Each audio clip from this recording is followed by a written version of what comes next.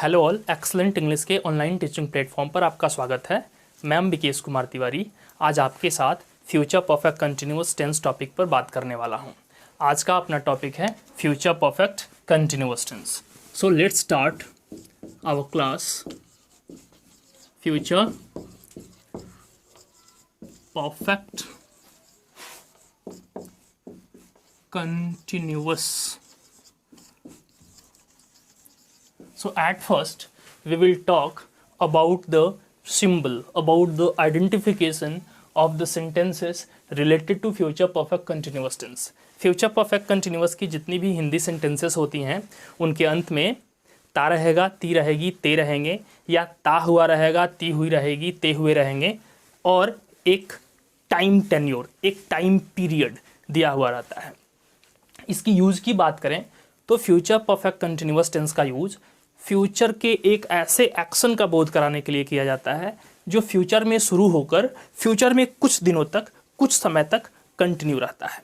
तो एक ऐसा एक्शन जो फ्यूचर में शुरू होकर फ्यूचर में कुछ समय तक कंटिन्यू रहता है, ऐसे एक्शन का बोध कराने के लिए हमें फ्यूचर परफेक्ट कंटिन्यूअस टेंस का यूज करना होता है। यदि हम स्ट्रक्चर्स की बात करें तो स्ट्रक्चर्स में हम क्या करते हैं, हम सबसे पहले लिखते हैं subject. After writing subject we have to write either shall और will. After writing subject we have to write either shall और will. Then have. After have been is written, then ing form of the verb and object. Before writing time phrase लिखने के पहले हम क्या करते हैं, from या for किसी एक preposition को यूज करते हैं और फिर फाइनली हम टाइम फ्रेज लिख देते हैं। इसके पहले प्रेजेंट परफेक्ट कंटिन्यूअस और पास्ट परफेक्ट कंटिन्यूअस में हम preposition के तौर पर for और since का यूज करते थे। जहाँ भी हमारा पॉइंट ऑफ टाइम होता था वहाँ पर हम सिंस लगाते थे और पीरियड ऑफ टाइम के लिए फॉर लगाते थे। लेकिन आपको ध्यान रखना है, फ्यूचर परफेक्ट कंटिन्यूअस टेंस में हम सिंस का यूज नहीं करते हैं। सिंस जहाँ पर लगता था, यानी सिंस हम पॉइंट ऑफ टाइम के लिए यूज करते थे, तो पॉइंट ऑफ टाइम के लिए अब हम फ्रॉम का यूज करेंगे in future perfect tense, sorry future perfect continuous tense. अब हम क्या करेंगे, सबसे पहले subject, then shall or will, have, been, ing form of the verb, object, from or for, any one preposition, whatever is required, and then time. For example, we can say मैं 2025 से इस शहर में रहता रहूँगा। मैं 2025 से इस शहर में रहता रहूँगा। तो I shall have been living in this city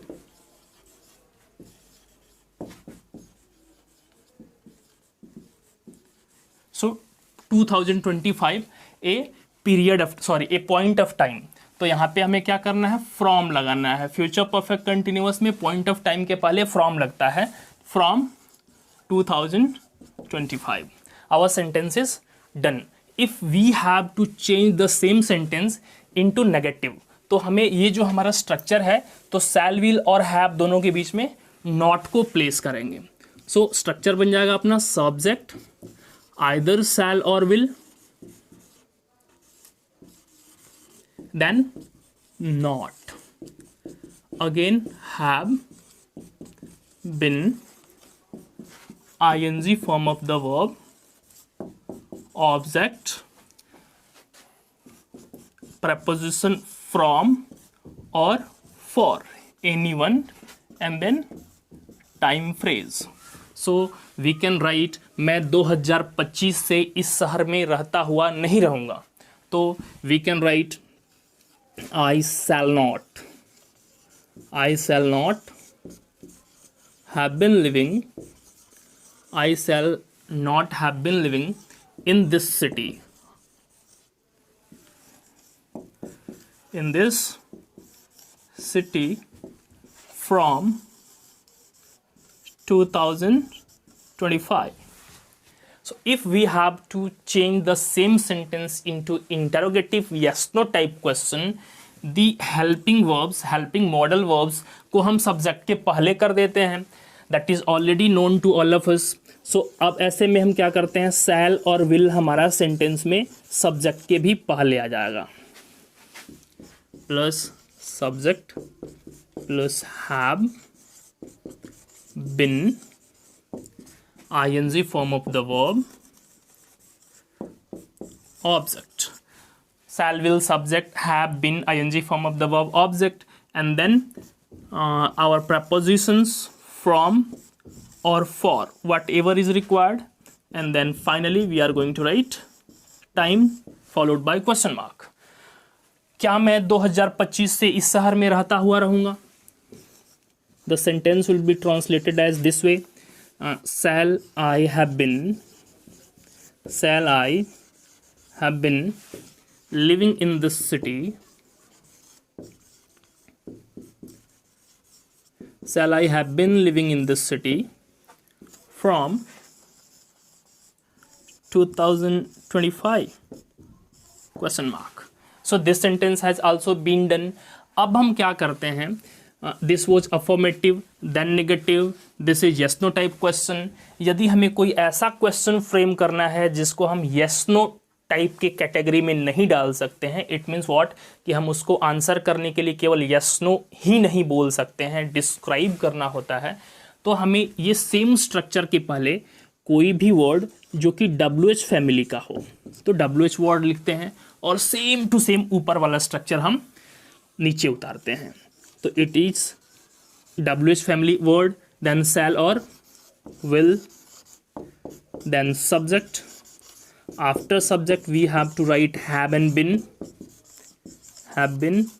then verb and ing, means ing form of the verb, object. Before writing time we have to write from or for, and finally the time phrase comes here at last, question mark. So WH word at first, shall, will as helping verbs, subject, have been, verb, ing, object, from, for, time. As you can say, why shall I have been living in this city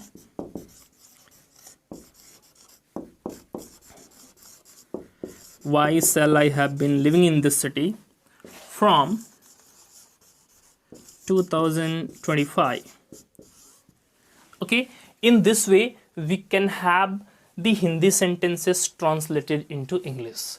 अब कुछ और हम examples पर बात करें तो we can suppose कि हमारा कोई ऐसा सेंटेंस हो, मेरा छोटा भाई 2027 से इस स्कूल में पढ़ता रहेगा, तो my younger brother will have been reading in this school from 2027.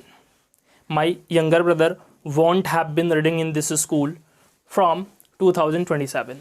Will my younger brother have been reading in this school from 2027? So इस तरीके से हम उसको different mode of the sentence में ट्रांसफॉर्म कर सकते हैं. आज का ये वीडियो बेस्ड था फ्यूचर परफेक्ट कंटिन्यूअस. इसके साथ ही अपना 10th टॉपिक कंप्लीट होता है.